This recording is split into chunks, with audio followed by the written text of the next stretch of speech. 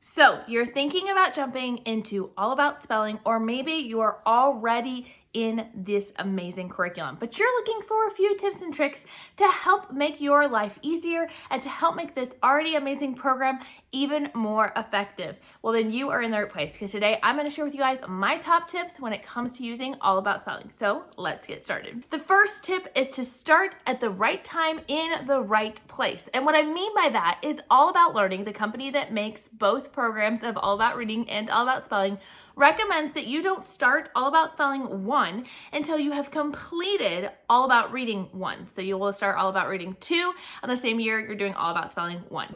If your child is not using All About Reading or is maybe further along in the All About Reading program, then I recommend you take the placement test that they have online. This will help ensure that you get placed into the right level and make sure that your child doesn't have any gaps in their spelling. Along those lines, I oftentimes will see that people will get placed into a level and initially will find the first several lessons to be very, very simple for their child. And therefore will think, I must be placed in the wrong spot, and will try to skip to another level. I would really recommend that if you've taken the placement test, you stick with its recommendations. Even if you feel like the beginning lessons of that level are kind of simple for your child or they move through it more quickly. Still cover those lessons, but allow yourself to move at a faster pace. That is okay, because it will get harder and harder as you go, and there are a lot of concepts that are built in gently, and you don't want to miss out on those when we get to those sections in the book. The second tip is to really work on setting and establishing a consistent routine that you can maintain with your child. This can look a little bit different, but my recommendation would be to start out by setting a 10 to 15 minute timer with your child 4 days a week for spelling. Having short, consistent, effective lessons is oftentimes a lot better than having drawn out lessons or having them a lot more sporadically. You can accomplish more and your child will be able to retain more when you have these short, focused lessons. When it comes to pacing and how long a lesson should take you, it's going to vary a lot by child and by lesson. The general rule of thumb is you're going to need 1 to 2 days to teach the concept, depending on how new it is to your child and how many different review activities you choose to do. Then you're going to move into testing your child or reviewing over the different spelling words, spelling phrases, and spelling sentences. You can break this up in several different ways, but the way we personally choose to do this is that once my child is able to complete all of the words or phrases or sentences that I give them in a given day, and I don't give all, I break it up into chunks, but once they're able to complete all of those without any corrections at all, 2 days in a row, then we move to a new lesson. This means that sometimes we sit on a lesson for a couple of days, sometimes even a week or two. And that's okay, because I want to make sure that they master those concepts and they don't just memorize specific words. That's one of the beauties of them having the phrases and the sentences, because they want to make sure they can practically apply those concepts. My third tip is to find ways to make learning fun. If you have the color edition, this is very, very easy, because they have games that go along with each of the lessons that you can use to reinforce the different concepts.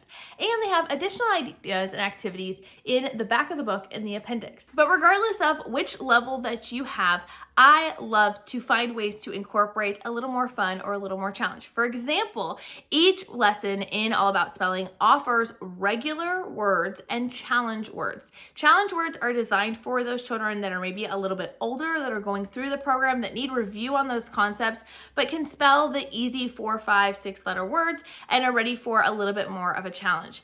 I am working with my daughter right now, who is age-wise older, but developmentally a little bit younger due to some special needs. So the way I do this is I will ask her, okay, do you want an easy word or do you want a challenge word? And I'll assign points to them. So an easy word might be worth 1 or 2 points. A challenge word might be worth 2 points or 3 points.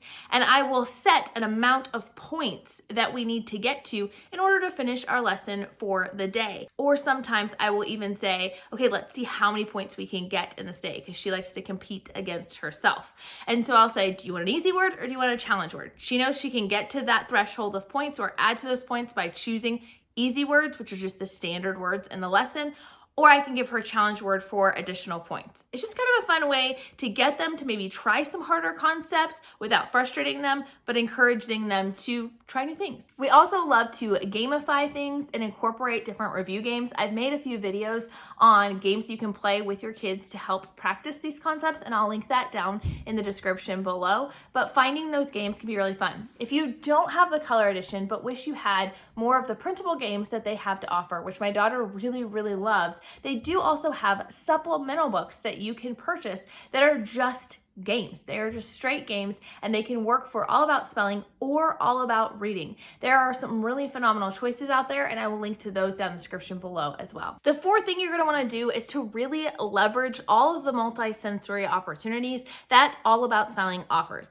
This is something that I think is often overlooked, as we are busy homeschool moms and are oftentimes like, I don't understand, why do we have to move it and say it and spell it and write it? Like, it makes no sense. They've really done a lot of research to figure out how to speak to each child's learning style, and there's a lot of research that shows that even if your child is an auditory learner or a kinesthetic learner or a visual learner, that the more ways that you present material, the stronger that connection is more likely to be. So while it's great to find things that fit your child's learning style, the more different ways they can interact with material, the better they'll learn it. So what are some of these multi-sensory level things? Well, that's definitely utilizing things like the letter tiles. They have them in magnets that you can get, or we personally use the Letter Tile app because it's more mobile friendly, less messy, and easy to use anywhere on the go. We can use it on our tablet, we can use it on our Cozy Life calendar, and we can use it at home or on the go.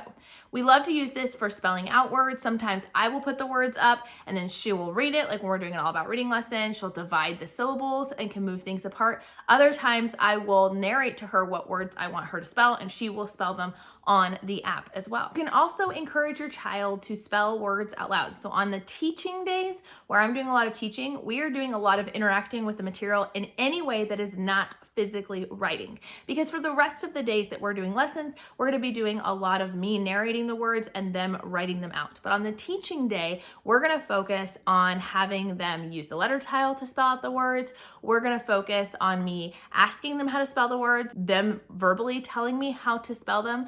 And then we will jump into the next day, our review, which will be playing our games. Those games allow a lot of those kinesthetic learners to learn well as the visual learners. They're usually designed in some way where you're going to give your child a few of the words that they might be stuck on or be more challenging to them. And you're going to give them extra practice with those words. We actually make these games reusable by putting small mini post-it notes on the back of each piece. And then my child will write those words on the back as I give them to her. This has been a really fun way so that we can continue to practice. If we need more and more practice day after day, we can do that. Or again, if you don't want to do that and you want to use it just once and you need additional practice, that's where those supplemental game books can be really helpful from All About Reading and All About Spelling. The fifth thing is to really be creative when it comes to review. There is a lot of review built into this program. And again, this is something that I find can oftentimes get skipped, but the children who really truly master these concepts will be able to spell